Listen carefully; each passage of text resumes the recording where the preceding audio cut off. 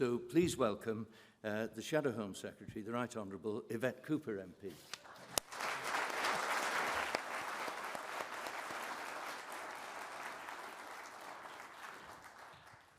Thank you very much. Can I thank Alun for the welcome? And actually, maybe I better put my cup of tea down somewhere. Apologies, I was given it as I walked in the door. Thank you so much for having me this morning. It is a great pleasure to be here and to see all of you and to be here at what has been, let's be honest, a turbulent time for the relationship between police and politics. And I'm now shadowing my 6th Home Secretary. I'm not sure if that says more about me or about them, but it is the 8th Conservative Home Secretary in 8 years. And that is not good for policing.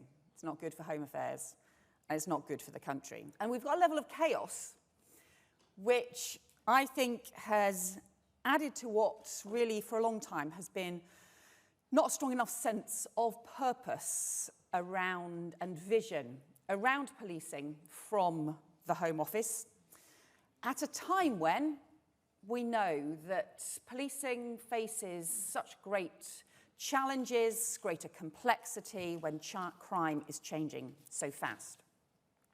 But I particularly wanted to be here to say thank you, to your officers, to your staff, because the additional pressures in recent weeks have been particularly complex and challenging. We've seen the distress and the tensions in many communities as a result of the devastating events unfolding in the Middle East, the appalling rise in anti-Semitism, the awful increase in Islamophobia.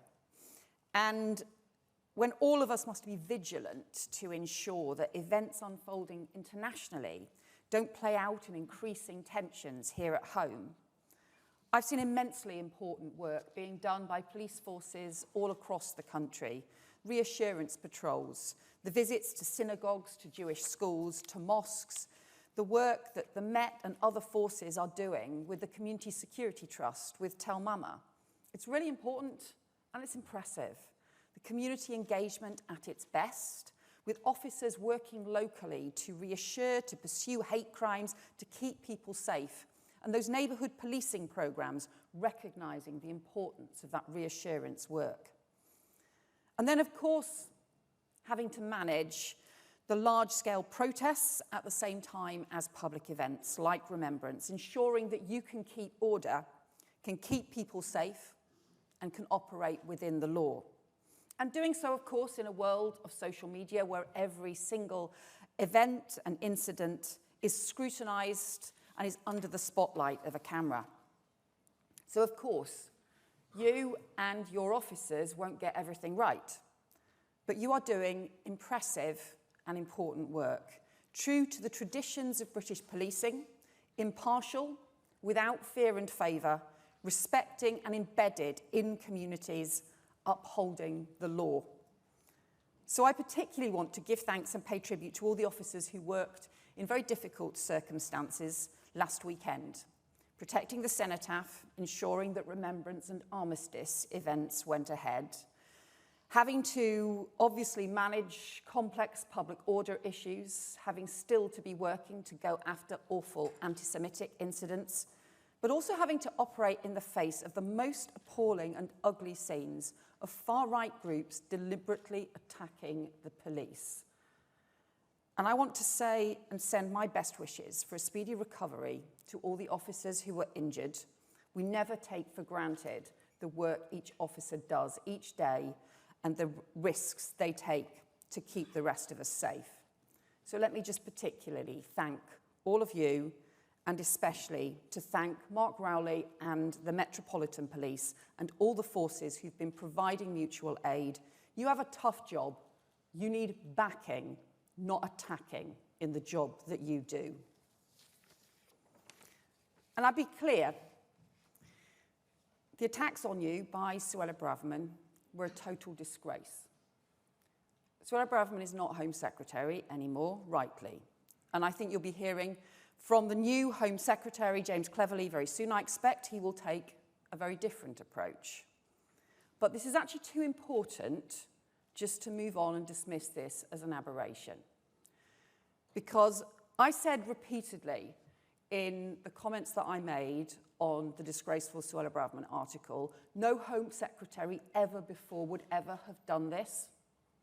And that's true, but now a Home Secretary has done this. And we cannot let this spiral into a spiral of disrespect between policing and between the Home Office ministers who need to work with them. We cannot allow a kind of carelessness towards our independent institutions, particularly policing that needs to keep us safe, but towards the rule of law as well. Because this is not just about Suella Braverman's article. The Prime Minister obviously chose to appoint and to back the Home Secretary, but he also got drawn into her approach, putting public and theatrical pressure on the Met Commissioner for the sake of headlines. I believe that was irresponsible. The Policing Minister also tried to defend the claim that the police pick favourites. That isn't good enough. The Deputy Chair of the Conservative Party yesterday was calling on the government to break the law. That isn't good enough. There is a responsibility on the Prime Minister, on the Home Secretary, and on ministers across the government to uphold the law, but also to uphold respect for the law and respect for the police, the crucial institution that has to make sure that the law is upheld across the country. And I think there have been too many years of carelessness in the approach to those crucial institutions. So that is why Labour will take a clearly, strongly different approach. I am worried that we cannot allow our country to just get drawn downwards into what effectively becomes a Trumpian spiral of disrespect. We need to stand up for the rule of law and for independent policing. Labour will do that. We will back the police and we will always defend our British policing model. We're proud of it and we will protect it. That idea that the police execute their duties independently without fear or favour, the Peelian principle of seeking to preserve public confidence, not by pandering to the public, to political opinion, but constantly demonstrating absolutely impartial service to the law. It's policing by consent, the idea that police are the public are the police, and those ideas are foundational, not just to policing, but to democracy, and rely on delicate bonds of trust and confidence. And as Gavin said last week, of course, with operational independence comes accountability, but the accountability cannot function without independence. So that is why Labour will protect those fundamental traditions, the fundamental respect for the rule of law. But actually, we know it's not enough just to say that's what the Labour Party will do. It's not enough to have just one party defending those policing traditions. This has to be cross-party. So whilst we will make that commitment that we will do so, we will also work with police and crime commissioners of all parties, and we will challenge other parties too, to maintain that respect for the impartiality and the operational independence of the police. This is on all of us working with all of you. All of us need to hold this together. The challenges over the last few weeks are more acute because they come against a backdrop that is challenging for policing. And I've talked many times, many of you have talked many times about the perfect storm that policing faces, with crime changing so rapidly, requiring new expertise, tools and capacity at a time when we know that actually policing doesn't have the level of technology in order to keep up with fast-changing crimes. Crime's also becoming more complex, from online fraud to child sexual exploitation. And also, the police are still picking up the pieces for so many other areas where things go wrong. Public protection and safeguarding, where other services fail, from mental health to child protection. The scale of cuts to policing after 2010 are still being felt, and we still have 10,000 fewer neighbourhood police and PCSOs on our streets, and communities feel that, as well as the loss of experience, And we've had the big drop of confidence in policing, reflecting a mix of things from lack of visible policing, falling charge rates, and also some of the deep concerns about individual cases of standards not being maintained. And I think we've had a lack of proper national leadership to deal with those challenges, to provide that direction, to work with you. The Home Office for too long has been hands-off and happy either first as a deliberate choice after 2010, but then more recently, perhaps more as a result of chaos. But there has been the deliberate choice to pull back from a Home Office playing an active partnership role just when it's needed most. We've seen as a result some of the concerns that we have raised about serious violence increasing, knife crime killing our children, the real concerns about safeguarding and the serious cases of persistent violence against women and girls. The National Crime Agency warning about increases in serious organised crime in recent years. And at local community level, the increase in town centre crime, the 25% increase in shoplifting, and also the increases we've seen in criminal damage and assaults against shop workers. That hits right at the heart of communities, at people's real perception of whether they can feel secure and safe in their own lives, if their own town centre, their own place where they would go just to get a pint of milk, just to go shopping, just to go meet a friend for coffee, doesn't feel as safe anymore, then that has an impact on people's whole lives. And of course, the problems in the criminal justice system, the long delays, the number of victims dropping out, and the real serious problems with the low levels of charges, the big drop in the charge rate. We know that sometimes we'll hear ministers say everything's fine, which it clearly isn't, or they'll say if it's not fine, it's other people's fault, which again, it isn't. Again, this is a partnership and we will take a different approach. So Labour has set out a crime mission. Keir Starmer has set out his intention that we will have a mission-driven government, and the purpose of having a mission on crime is that this will be something that all organisations, that government, different departments of government, all agencies, including the police but going way beyond the police, will be part of and will see as the purpose of the next Labour government and the next 10 years if Labour is elected. And that mission is to halve serious violence, and also to restore confidence in policing. Confidence and harm, trust and crime, the two sides of the issues that so many police forces deal with. So that means to halve knife crime, to halve the level of violence against women and girls, and also to restore confidence in policing and reverse the collapse in the charge rate. That means we need new partnerships to do so. And to give you one example of a new partnership that we want to put in place to tackle serious violence, we know our young people have been increasingly drawn into crime, county lines, and criminal gangs. We've seen real concerns around antisocial behaviour. We've seen the impact of COVID and the impact in local communities with the rise in the mental health crisis for our young people. And so many of those issues not being addressed in local areas. Some of the violence reduction units that I know police and crime commissioners are involved in, many forces are involved in, have been doing some really important and innovative work to tackle youth crime and to tackle knife crime at the local level. But we want to go much broader than that. We want to be able to bring all local services together around young people, around our teenagers, to work on prevention, to bring neighbourhood policing together with social services, together with youth services, together with our schools.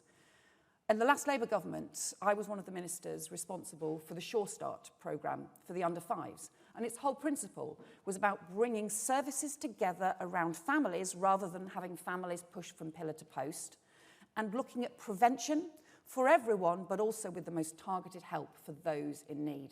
Now we want to do the same, that same Sure Start approach for our teenagers, to prevent crime, to have neighbourhood policing, working with youth hubs. We have the funding for 100 youth hubs across the country. We want to work with the violence reduction units that have already been started, the police and crime commissioners, but also with local councils, with local police forces across the country, because our young people have the right to feel safe, the right to feel listened to, and the right to get help when they need it before they get drawn into dangerous crime.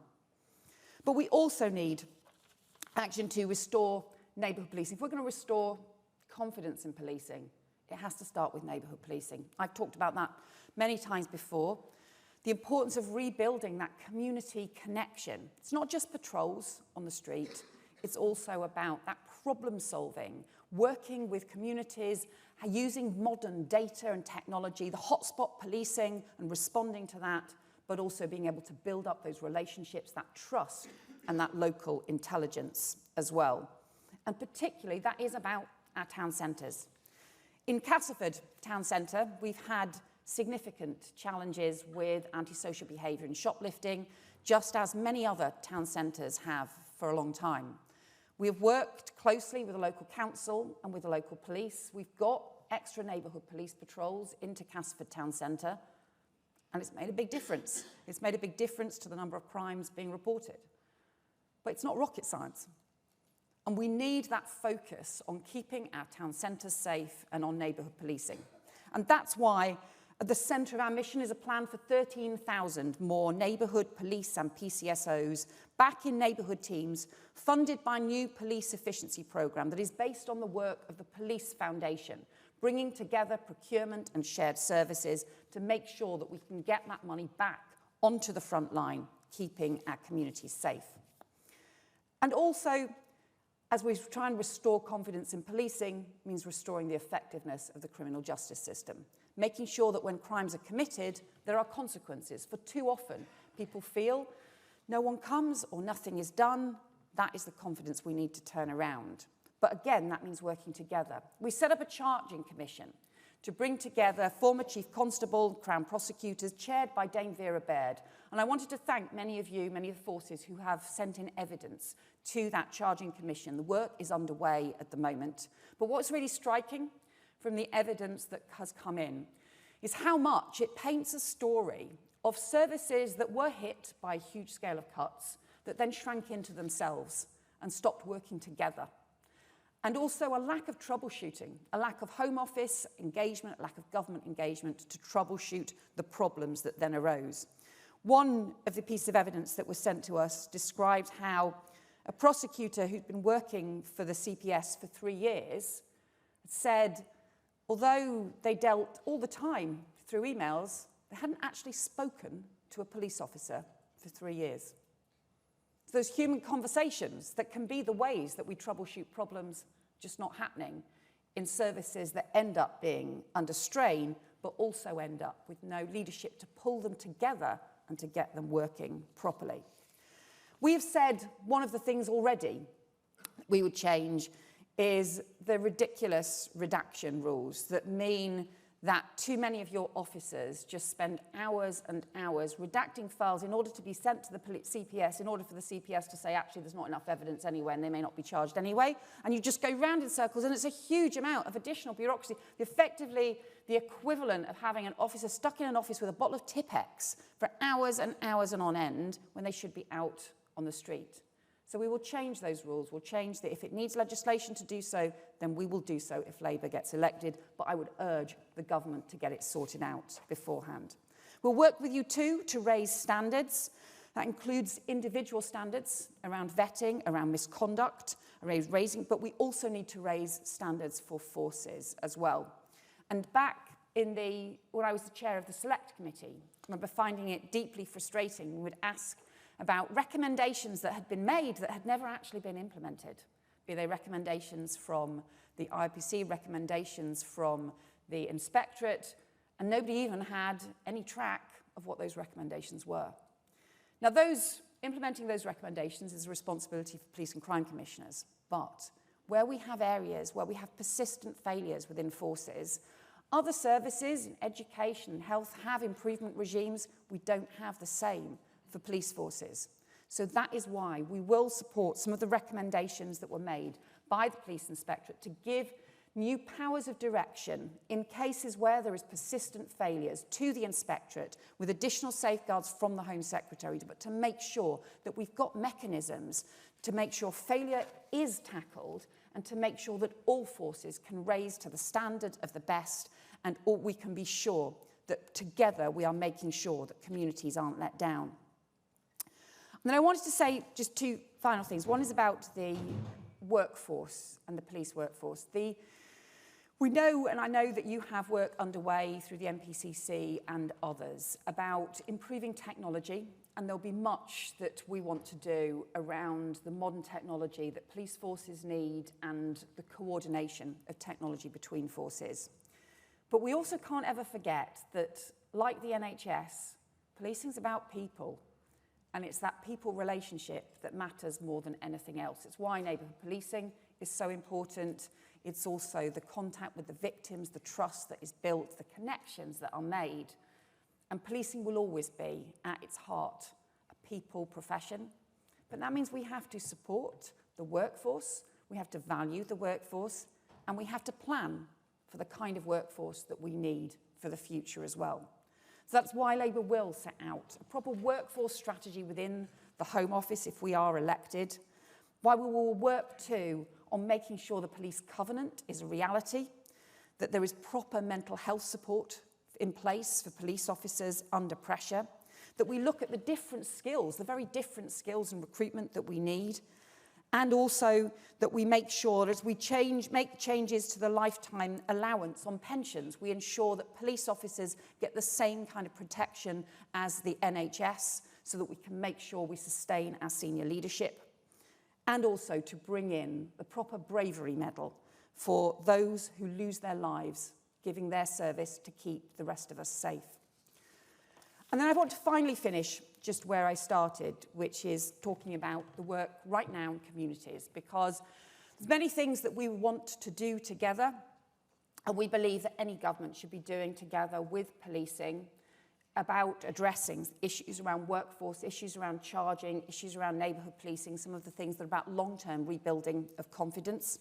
But we also have to respond to some of the immediate challenges and pressures that we face right now. And the rise in anti-Semitism, the rise in Islamophobia, and the potential for extremists to exploit tensions is serious. And there has to be a much broader response. It's not just about the individual responses to individual crimes, although we should be clear, there is never any place for violence or hate crime on Britain's streets. But it's also got to be about the prevention work and the resilience work too. That's why we are calling for the restoring of proper monitoring of Islamophobic and hate crime incidents, not just hate crimes, as a result of the increased tensions right now. Why we're calling for a new hate crime strategy because the task force was not renewed after 2020. And also to look again at hateful extremism in the light of the work that Mark Rowley and Sarah Khan did as well, to look at the threshold for stirring up hatred offences, and to make sure too that the government responds to the Louise Casey report on community cohesion and has a broader approach to cohesion and countering extremism. We need a new countering extremism strategy to make sure that no one is able to exploit the tensions that we face. But in the end, all of this is about us coming together, about bringing communities together, about the police, politics, local communities, PCCs, all working together. Because we have a shared imperative to keep our country safe, to ensure that the security of our streets is above party politics, and to make sure that we do so in the very best traditions of that British policing model of which all of us are so proud. Thank you very much.